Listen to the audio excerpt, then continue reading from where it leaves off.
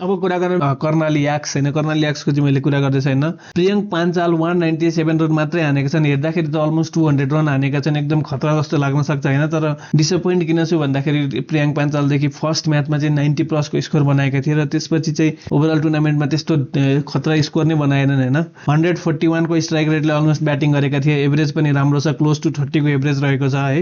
Mark वाटले जसरी एउटा 100 बनाए त्यसरी नै 2टा या 3टा म्याच अझै निकालिदिएको भाइ, यु नेभर नो होइन।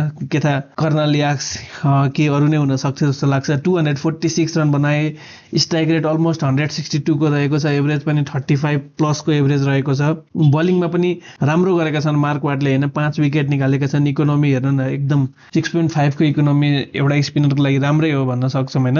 गुलसन झाले डिसपोइन्ट गरेका छन् र गुलसन झाले डिसपोइन्ट गर्नुको रिजन चाहिँ गुलसन झा भन्दा पनि टिम र म्यानेजमेन्ट र क्याप्टेन हुन सक्छ होइन। किनकि धेरै अपर्च्युनिटी नै पाएको छैन है। गुलसनले जम्मा 72 बल खेल्न पायो ओभरअल टुर्नामेन्टमै होइन। 110 रन बनाउँछन्, 150+ को स्ट्राइक रेट रहेको थियो। बलिङ पनि जम्मा 10 ओभर बलिङ गर्न दिएका छन् होइन। 7 म्याचमा 10 ओभर बलिङ गर्न दिनु भनेको त अब के नै भन्न सकिन्छ। जम्मा 5 विकेट निकालेका छन्, जुन चाहिँ राम्रै हो एज अफ नाउ हेर्ने हो भने। यति कम बलिङ दिएर क्याप्टेन सोमपाल कामी अझ बेटर गर्न सक्छ जस्तो लाग्छ होइन। सोमपाल कामीले चाहिँ जम्मा 9 विकेट निकालेका छन् र नन्दन यादवले पनि जम्मा 10 विकेट निकाले होइन।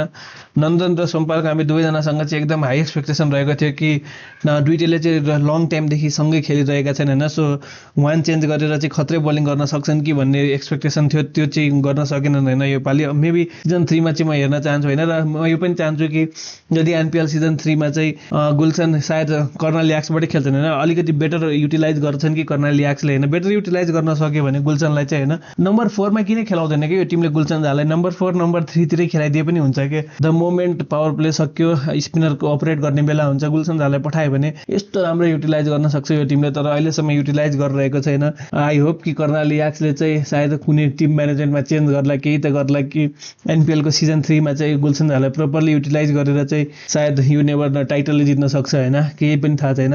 त यस थ्याङ्क यू फर वाचिङ। र योभन्दा अगाडि चाहिँ मैले बाँकीको 4वटा टिमको कुरा चाहिँ गरिसकेको छु।